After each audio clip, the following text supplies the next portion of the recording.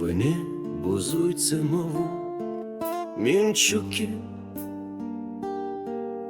яна ні реч не схопиться, яє сюди принесли простачки, статут з Карином мови не своє. Яна приходить з молоком от маті, криничкой б'є і кветочкой цвіце. Яна живе у простих людей у хаті, мури і гвалт зусім не для яє. Ваші батьки у церкві одреклися, обрали место, кинули яе. Одукований, як ти, не тулися, яна не стане тваром до тебе. Тут не потрібна мова науковцям,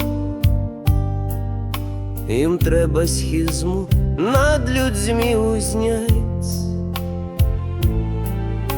Тому не варто трелить тут в'язковцям, як Мінськ спрабує мову ратовать.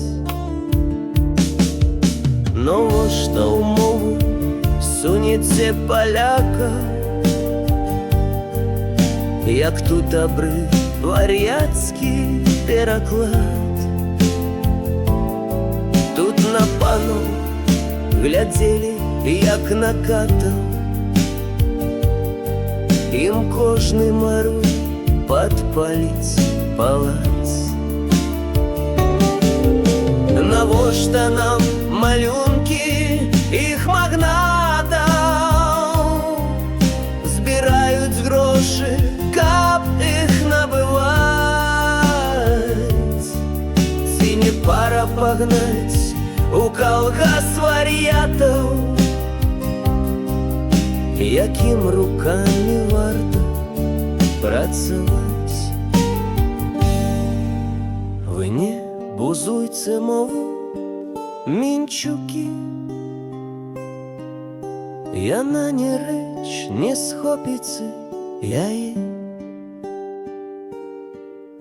яє сюди принесли простачки, статут з Карином мови не своє.